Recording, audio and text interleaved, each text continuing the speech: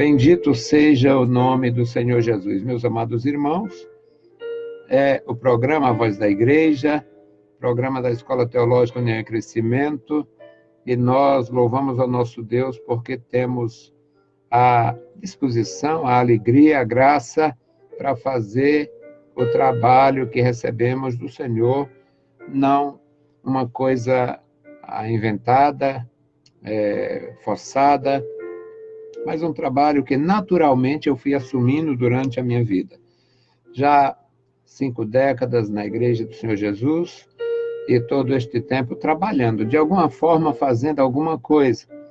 E nós criamos a Escola Teológica com a finalidade de ajudar, de melhorar o conhecimento da palavra entre aqueles que pregam a palavra, nossos amados irmãos, muitos homens e mulheres que pregavam a palavra e pregam a palavra sem ter realmente uma base melhor.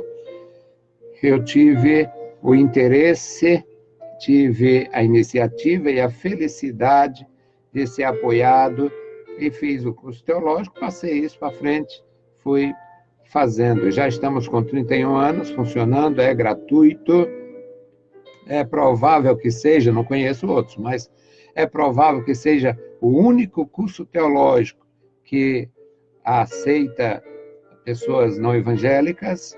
Já tive alunos católicos, alunos espíritas, alunos que se diziam sem nenhuma religião, e por incrível que pareça, eu tive comigo um aluno budista. Foi pouco tempo, poucos contatos, mas esteve conosco. Então, a gente tem, meus amados, o interesse de trazer a palavra do Senhor. A Igreja do Senhor Jesus tem uma missão, a sua missão é profunda e maravilhosa, e o cumprimento depende do zelo daqueles que foram levantados por Deus, colocados em evidência para tratar dos temas do Evangelho. Então, a Igreja de Tiatira, nesta leitura que fizemos, Apocalipse 2:18, não tem muito material, não tem material farto desta igreja. Não temos material farto. Temos algumas informações, geralmente tiradas ou aqui proveniente desta carta do Apocalipse. O anjo da igreja em Tiatira era o líder, era o homem, o líder espiritual que estava ali. Portanto, a visão de João para levar uma mensagem do Senhor é uma necessidade de correção de rumos, e isto foi feito. Ao anjo da igreja de Tiatira escreve: isto diz o Filho de Deus. Não tem nada mais claro nas Escrituras, não é necessário nada mais claro do que isso aqui. Isto diz o Filho de Deus. O Filho de Deus é o Senhor Jesus Cristo. Todo mundo sabe, quem tem fé sabe, quem não tem fé combate, porque nós pregamos que o Filho de Deus é Jesus. E o Filho de Deus é descrito aqui como tendo os olhos como chamas de fogo, ou seja, ele vê tudo, ele contempla tudo, ele nada foge ao seu domínio, ao seu conhecimento. E é descrito aqui como tendo os pés como latão reluzente. Isto é na visão que o João tem. Ele vê o Senhor, na sua visão, nesta condição. Versículo 19, a declaração do Filho de Deus em relação ao Filho do Homem, aquele homem que estava ali, o líder da igreja, chamado anjo da igreja, nesta carta. Conheço as tuas obras, o teu amor, vejo o teu serviço, conheço a tua fé, sei que tu és paciente e que as tuas últimas obras, ou seja, ultimamente tu tem trabalhado muito mais. Tu tem feito muito mais. Aquela dificuldade que muitos têm, e alguém se queixa, praticamente tentando se eximir de alguma responsabilidade, alguma culpa. Quando eu era novo, quando eu era isso, quando eu era... E aqui é o seguinte, este homem, não sabemos o seu nome, não sabemos qual era a idade. Alguém se aventura em dizer quem era o líder e tal, mas não temos informações mais precisas. Mas estas aqui são absolutamente necessárias para identificar um líder, um servo de Deus, e para mostrar suas responsabilidades diante de Deus dos homens. As suas últimas obras são mais numerosas. Tu tens, ultimamente, trabalhado mais do que quando era jovem, do que quando era mais novo, do que outrora. É a mensagem do Filho de Deus para o anjo da igreja. Mas o versículo 20, meus amados irmãos, é muito importante aqui, porque ninguém está isento de alguma crítica no plano humano, e nem tampouco ninguém é perfeito diante de Deus. Ninguém está isento de alguma crítica no plano humano. Nós sofremos críticas, muitos de nós têm sofrido críticas no plano humano, e aqui há uma crítica no plano espiritual. Mas tenho algumas coisas, poucas coisas, mas tinha. Tenho poucas coisas contra ti. Primeira, deixa uma mulher que se diz profetiza influenciar a igreja de uma forma perversa. Ela ensina para enganar, ou ela engana enquanto ensina.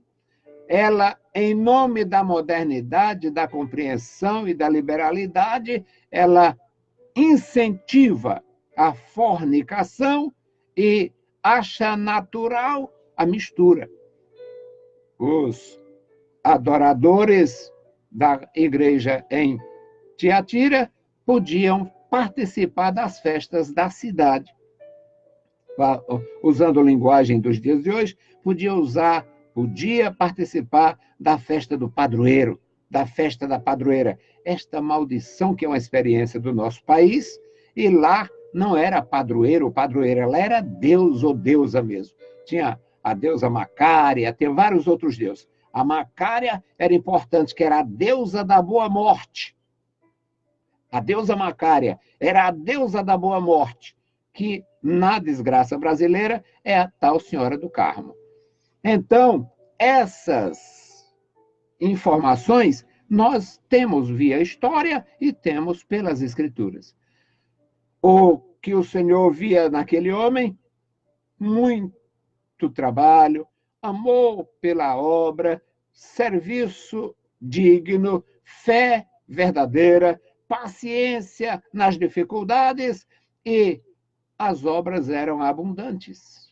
Entretanto, tolerava a influenciadora, uma mulher perversa chamada Jezabel, pelo menos no texto. Aqui é outra dificuldade. Não se sabe se lá existia uma mulher com este nome, mas o que é verdadeiro aqui, dá para se entender pelo próprio texto, é que ali existia uma mulher que, assim como a Jezabel dos dias de Elias era maligna contra a obra de Deus, esta de Tiatira era maligna contra a igreja de Jesus. No versículo 21, fala da paciência do Senhor. O nosso Deus é paciente. Nosso Deus é descrito como sendo amor. E o amor é descrito como sendo sofredor, paciente, longânimo. E aqui no versículo 21 diz, lhe dei tempo para que se arrependesse do seu pecado, da fornicação, e não se arrependeu. Então, vou prová-la. Eis que a porei numa cama. Ela, que usava a cama para pecar, agora vai usar para pensar. Ela vai estar na cama. E sobre os que adulteraram com ela, virá grande tribulação, se não se arrependerem das suas obras. É a paciência de Deus. Só que paciência tem limite. Todas as expectativas da igreja é que as pessoas recebam a palavra, recebam a iluminação do Espírito Santo e, recebendo essa instrução do Senhor, corrija a sua vida, corrija os seus problemas. É aqui o que a gente aprende. No versículo 23, o Senhor diz: ferirei de morte a seus filhos. Não é muito claro, mas tudo indica que aqueles que na igreja estavam indo por orientação dela, deixando a orientação da palavra que é perfeita, deixando a orientação do Espírito Santo que é perfeita, e é possível em qualquer geração. A orientação do Espírito Santo é uma possibilidade em qualquer geração, é uma promessa do Senhor. Enquanto a igreja estiver na terra, o Espírito Santo não será retirado. Mas esta mulher, mesmo que o seu nome não fosse Jezabel, ela tinha a influência de Jezabel. Ela tinha a força que a Jezabel teve. E ela levava as pessoas a praticarem o erro, a adotarem o erro como se não houvesse consequência. Então, uma das consequências no versículo 23, ferirei de morte a seus filhos. Poderia ser filhos dela ou poderia ser pessoas da igreja que estavam seguindo seus passos. E todas as igrejas saberão que eu sou aquele que vê, aquele que sonda o interior, os rins e os corações. Essa questão de rins, as entranhas, na linguagem hebraica, é porque no conceito oriental, eles não tinham o conceito que nós temos de alma, de consciente, subconsciente. Então, os rins e o coração falava das entranhas no seu todo. E darei a cada um de vós segundo as vossas obras. Tudo que nós fizermos tem consequência. Tudo que se faz tem consequência. Toda a nossa ação, ela é consequencial. No versículo 24, meus amados, diz aqui: mas eu vos digo a vós e aos restantes que estão em Tiatira, a todos quantos não têm esta doutrina, era a doutrina dela. A doutrina dela é um conhecimento profundo dos mistérios, conheciam as profundezas de Satanás, conhecia as coisas espirituais, sabia quem era, qual era o anjo de luz, qual era o anjo de treva, sabia de tudo. No seu conceito, a sua alegação é que eles tinham tanto conhecimento do espiritual, das coisas espirituais, que o recato, a renúncia, aquela necessidade de negar-se a si mesmo não se fazia presente. Não, isso vale nada não. Vale nada comer sacrifícios, comer dos sacrifícios, participar dos sacrifícios dos ídolos, isso vale nada. Nosso Deus é maior, nosso Deus é tão grande, o Senhor é tão grande, tão bom, que você pode fazer. Tem problema você se envolver com a mulher do outro? Tem não, não tem não. Olha, a espiritualidade está acima, isso é coisa animal, isso é carnal, é um aspecto animal da existência. E no sentido espiritual nós estamos muito acima disto. Não faz mal. E ela ia macerando a alma dos corruptos, corrompendo as pessoas com seus ensinamentos nocivos, e aqui alegava que tinha um conhecimento tão profundo das coisas espirituais que isto não lhe mudava nada, não fazia a menor diferença ela ou eles terem recato ou não. Aí, no versículo 24, diz: e os que não têm esta doutrina, os que não alegam, não têm esta alegada doutrina de conhecer as profundezas de Satanás. Era uma alegação terrível. Não, nós conhecemos. Isso não só assusta ignorantes, quem não tem conhecimento, quem não é iniciado, quem não sabe. Mas nós sabemos, nós chegamos a um nível espiritual tão alto que a gente conhece as profundezas de Satanás e sabe que isso não vale nada. era a doutrina da Jezabel, a doutrina da perversidade na igreja em Tiatira.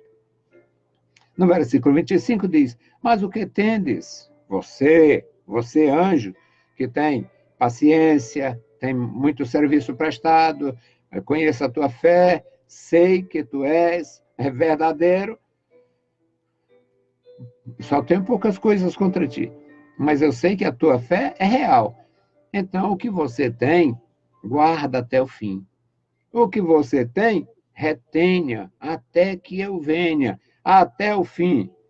Aí, do versículo 26, a renovação das promessas. Ao que vencer e guardar até o fim as minhas obras. Meus amados irmãos, o segredo da vitória não está em começar bem, está em terminar bem. O segredo da nossa vitória, na nossa relação com Deus, o nosso serviço espiritual, o segredo não está em começar bem, mas em terminar bem. Nós estamos vivendo nos dias de hoje uma efervescência de espiritualidade com religiosidade, e pessoas que outrora estavam iniciando ali, agora já estão liderando acolá, e não precisou ninguém autorizar. Eles se auto-intitulam ministros, se dão títulos pomposos, têm uma unção tremenda que recebem do diabo, não sei de quem mais, e ficam todos orgulhosos. Eu sou apóstolo, eu sou pastor, não, pastor é coisinha, pastor é fichinha. Então, nós é mais ou menos como as profundezas de Satanás. Pastor, tu é presbítero lá naquela igreja?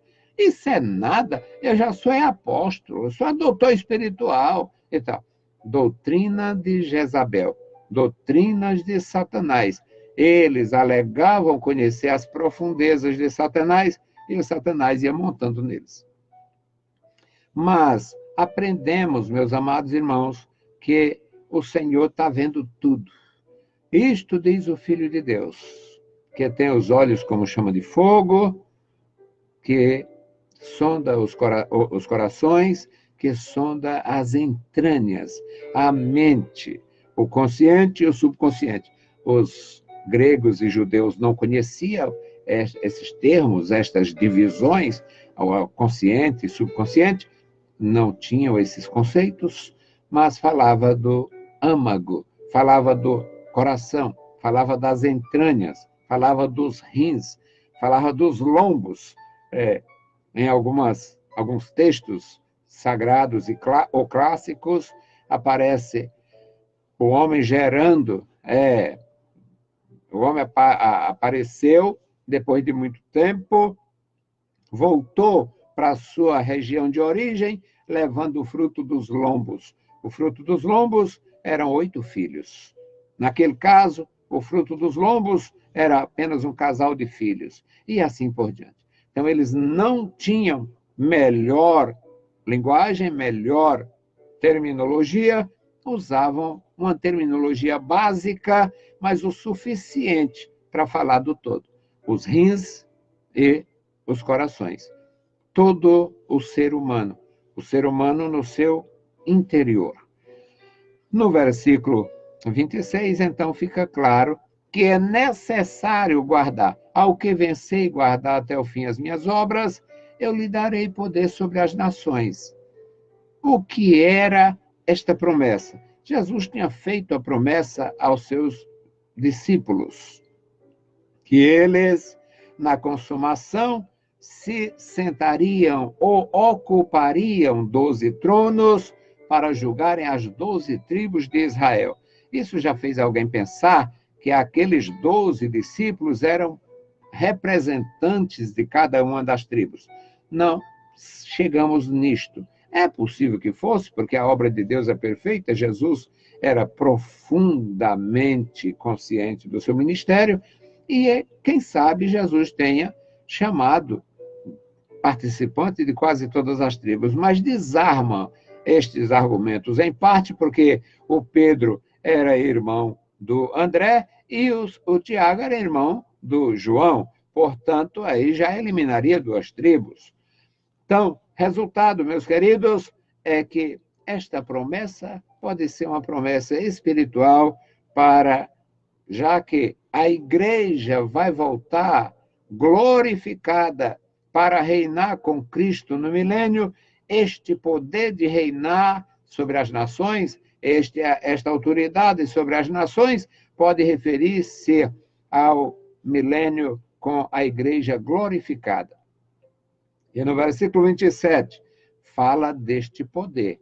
No mesmo, a continuação do versículo 26, a questão da vara de ferro. É um governo, este poder concedido no versículo 26, sobre as nações, é um poder que ninguém pode questionar.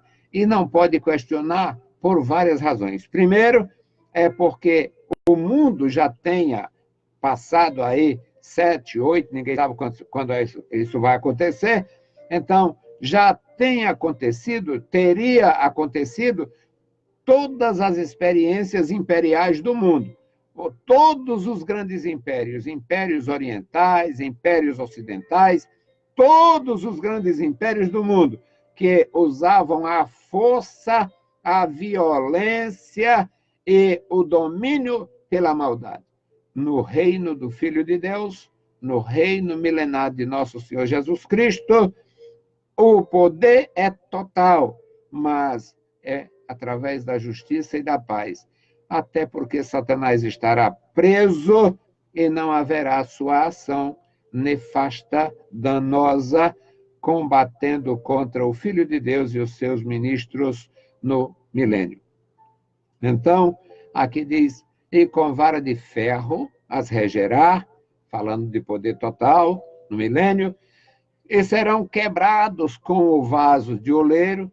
Também isso acontecerá no final, quando Satanás for solto, como também recebi de meu Pai. Ou seja, da mesma forma que o Senhor Jesus recebeu o poder do Pai, ele concede aos seus discípulos, aos seus servos. No versículo 28, e dar-lhe-ei a estrela da manhã. A estrela da manhã é um título para o Senhor Jesus. Alguém fica meio confuso, porque o querubim ungido, que torna-se Satanás também na antiguidade, na eternidade, era chamada resplandecente estrela da manhã, e não temos a menor dificuldade, porque do jeito que os homens abandonam a sua posição e perecem, aquele querubim abandonou sua posição e tornou-se um inimigo de Deus. Então, quem tem ouvidos, ouça. Quem tem ouvidos, ouça. Quem tem prazer, leia a palavra. Quem tem interesse, busque, porque o nosso Deus não mudou. Não mudou. A sua palavra é a mesma, o seu espírito é o mesmo, a sua igreja é a mesma. As gerações são outras, mas a igreja do Senhor é a mesma. Não tolera Jezabel, corrupção, fornicação, adultérios, maldades, principalmente. Muito embora Deus seja benigno e perdoador para os que caem no pecado, nestes pecados, em todos os pecados, qualquer pecado, mas colocar isto como sendo algo inofensivo à fé, inofensivo à igreja, portanto, natural e comum, é diabólico. Deus abençoe meus irmãos, Deus abençoe a sua igreja santa, Deus nos dê graça e vitória a cada dia. Bendito e eterno Deus, Pai de nosso Senhor Jesus Cristo, nós te louvamos, bendizemos, exaltamos pela tua bondade. Obrigado, meu Senhor, pela tua grandeza, pela tua palavra, meu Senhor, pela exposição da mesma. Obrigado pelos nossos queridos irmãos ouvintes, obrigado pelos que estão conosco online. Ó Senhor, abençoa e guarda o teu povo em toda a terra. Guarda, Senhor, a tua igreja e desperta cada crente para testificar. Em nome de Jesus Cristo, nós te pedimos e te agradecemos. Amém. Saudamos a todos com a paz de nosso Senhor Jesus Cristo. Se o Senhor permitir, amanhã voltaremos. Eu e os meus alunos da Escola Teológica União e Crescimento, a Unicresce. Deus os abençoe, leiam a Bíblia Sagrada e a graça de nosso Salvador repouse sobre vós. Amém.